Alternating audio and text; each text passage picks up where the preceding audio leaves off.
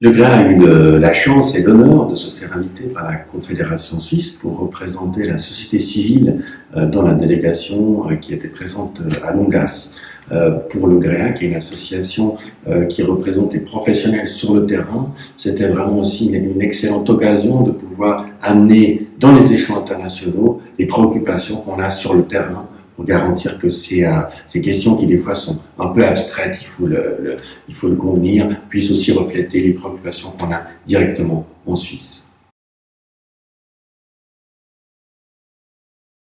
Alors le résultat de Longas, concrètement sur le papier, c'est pas grand-chose, c'est une grande déclaration finale qui en fait fait plaisir quelque part un peu à tout le monde, mais dans les têtes probablement le résultat il est beaucoup plus important. On a vu un ralliement massif des États, la majorité des États ainsi que des grosses institutions internationales, notamment les agences onusiennes, au principe des droits humains et au principe de la santé publique.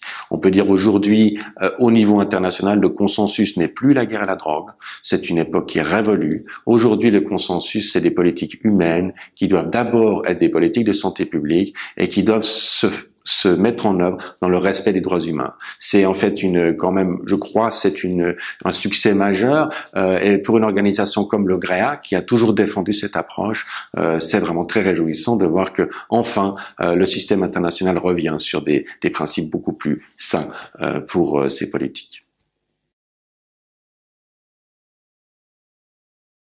Alors la société civile, je crois, a joué un rôle très important en préparation de ce sommet, en venant en soutien aux différentes délégations. Par contre, la grosse déception, c'est bien sûr lors du sommet lui-même, où il y a eu quand même vraiment des manquements assez graves en termes de participation de la société civile lors de ces journées.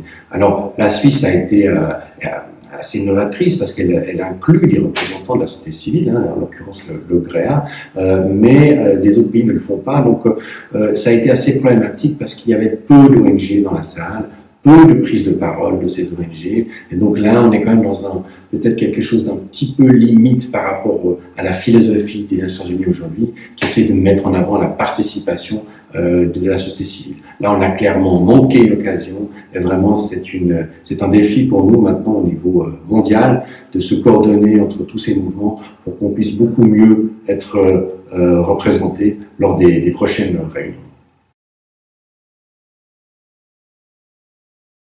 Alors, si on regarde sur le papier, c'est clair qu'on peut être très vite déçu. Par contre, quand on regarde la qualité des échanges et puis la fermeté avec laquelle les organisations internationales aujourd'hui défendent les droits humains en premier pour les politiques drogues, alors qu'il y a encore 10 ans, on était sur le tout répressif, c'est quand même tout à fait extraordinaire. Le changement de paradigme qui s'est opéré, de voir que des organes comme le UNODC ou INCB, qui ont toujours mis en avant la répression, aujourd'hui parlent de santé publique, déjà, donc santé publique, ça c'est déjà la première étape, mais au-delà de ça, mettre l'accent sur les droits humains, c'est reconnaître aussi les usagers de drogue dans leur dignité, dans leur citoyenneté, de les considérer comme des personnes qui doivent être respectées comme tous les autres membres de la communauté.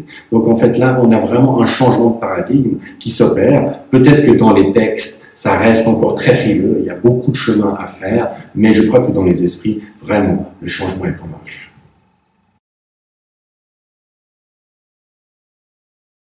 Alors le climat, il a été relativement polarisé, je dirais, autour de la question de la peine de mort. On a eu un engagement assez fort, notamment des pays occidentaux, sur la peine de mort. La Suisse a vraiment mis cette question en avant. Elle a aussi d'ailleurs été saluée pour ça. Et alors on a eu une réaction très forte de pays qui la pratiquent contre les usagers de drogue. On sait que 2/3 des exécutions capitales aujourd'hui dans le monde sont liées aux drogues, ce qui est totalement inacceptable selon notre point de vue. Et donc les pays qui pratiquent cette peine capitale, l'Indonésie, la Chine, Pakistan, Iran, sont vraiment montés au créneau pour défendre la peine de mort. Donc on avait quelque chose qui était très polarisé autour de cet objet, et je crois qu'on a vu qu'il devient presque illusoire de penser qu'on va de nouveau être d'accord à 194 pays sur un même système des drogues. Probablement, on va vers plus de flexibilité, avec des approches beaucoup plus tolérantes, beaucoup plus ouvertes, beaucoup plus basées sur la santé publique et les droits humains dans les pays occidentaux, dans toute l'Amérique latine, probablement une partie aussi de l'Afrique, et puis certains autres États qui préfèrent alors une autre approche beaucoup plus répressive. C'est le cas notamment de l'Asie, notamment de l'Extrême-Orient, où là, probablement, leur chemin vers des politiques plus humaines est encore relativement long.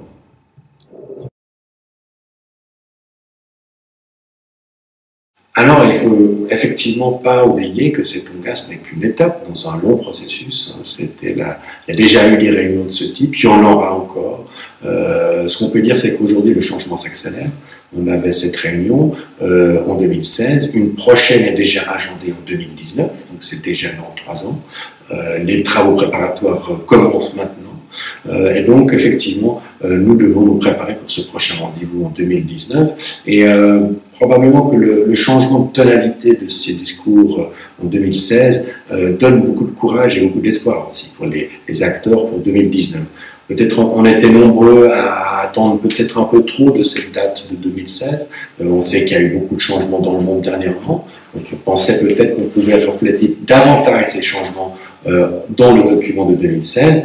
Probablement que les processus internationaux prennent un peu plus de temps et que donc on doit se satisfaire peut-être de cette date de 2019. Et là, effectivement, c'est notre responsabilité, la société civile au niveau mondial, de pouvoir se coordonner et puis contribuer efficacement à ce débat en 2019.